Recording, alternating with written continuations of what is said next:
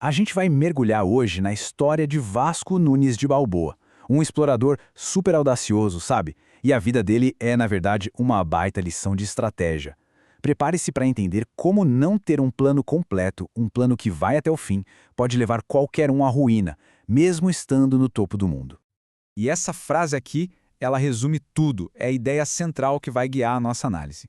Porque veja bem, não adianta nada começar com um sonho gigante, se no final das contas, quem colhe os frutos é outra pessoa, né? Então, essa é a grande questão que a gente vai desvendar aqui. A jornada do Balboa é uma ironia gigantesca. O cara fez algo lendário, mas o fim dele foi trágico, foi humilhante. E por quê? A resposta está toda no jeito que ele planejava, ou melhor, na falta de planejamento dele. Vamos entrar de cabeça nessa história. O caso do Balboa é o exemplo perfeito da importância de levar um plano até as últimas consequências, sabe? De antecipar os perigos que com certeza vão aparecer no caminho. Basicamente, planejar até o fim é a arte de não ser pego de surpresa. É pensar nos rivais, nas possíveis traições, nos imprevistos, para que todo o esforço não seja em vão.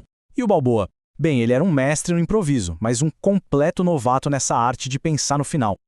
A carreira do Balboa no Novo Mundo não começou com glória, não, longe disso. Começou com puro desespero. Ele estava fugindo de dívidas e o primeiro passo dele para a fama foi como clandestino. Agora, olha só a velocidade com que tudo aconteceu. Essa linha do tempo é alucinante. Em questão de meses, o Balboa passa de um devedor escondido num caixote para líder de uma colônia inteira. Um cara carismático, ousado, que não tinha o menor medo de tomar o poder para si. E aqui está o ponto crucial.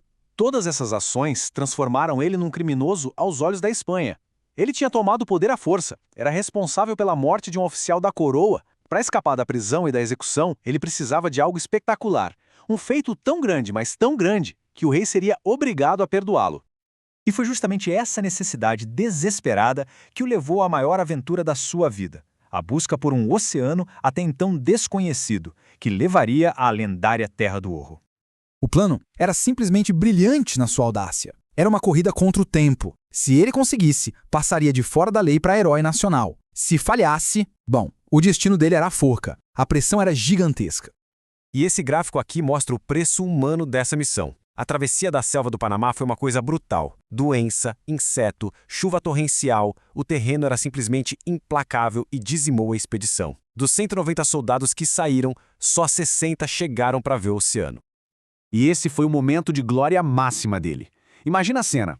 Do alto de uma montanha, ele avista aquele mar imenso que mudaria o mapa do mundo. Dias depois, ele marcha até a água, com armadura e tudo, e reivindica o oceano e todas as suas terras para a coroa espanhola. Balboa achava que tinha garantido seu futuro. Ele mandou ouro, pérolas para a Espanha, pediu reforços para conquistar a tal terra dos Incas. Mas, sem que ele soubesse, do outro lado do Atlântico, o destino dele já estava sendo selado. A jogada dele funcionou. Quando souberam da descoberta, o rei e a rainha ficaram em êxtase. O criminoso foi perdoado e ainda promovido a governador da nova terra. Ele tinha conseguido exatamente o que queria. Só que, aqui vem a reviravolta trágica. Antes da notícia da descoberta chegar à Espanha, a coroa já tinha mandado uma frota para prender o Balboa pelos crimes que ele cometeu, e o comandante dessa frota se tornaria seu pior inimigo. Quando esse tal de Pedrarias Dávila chegou no Panamá, descobriu que o homem que ele veio prender era agora seu colega governador. O choque entre essas duas personalidades era inevitável. De um lado, o aventureiro carismático, do outro, o político frio e calculista. É claro que essa convivência forçada não ia durar. O Balboa, impaciente como sempre, não conseguia se submeter a um rival. Ele decidiu agir por conta própria, organizando outra expedição atrás do Império do Ouro. Só que dessa vez, o ímpeto dele o levaria direto para uma armadilha. Depois de uma segunda expedição meio fracassada, o Balboa recebeu uma mensagem. Era Pedrarias, o rival dele, convidando-o para voltar e discutir os próximos passos. Parecia uma oferta de paz, sabe? Uma chance de colaborarem. E o que tornou a armadilha ainda mais cruel foi a identidade do mensageiro. O convite foi entregue por Francisco Pizarro, um dos homens de confiança do Balboa que esteve com ele na primeira travessia. Balboa não suspeitou de absolutamente nada. A queda foi rápida e brutal. A confiança no amigo foi seu erro final. Pizarro, liderando um grupo de soldados, prendeu Balboa sem pensar duas vezes. Pedrarias o acusou de traição e, poucos dias depois, a cabeça do descobridor do Pacífico rolou em praça pública. A morte do Balboa não foi só uma tragédia pessoal. Foi o resultado direto da incapacidade dele de pensar até o fim. Anos depois, Francisco Pizarro usaria o conhecimento de Balboa para conquistar o Império Inca e ficar com toda a glória e toda a riqueza.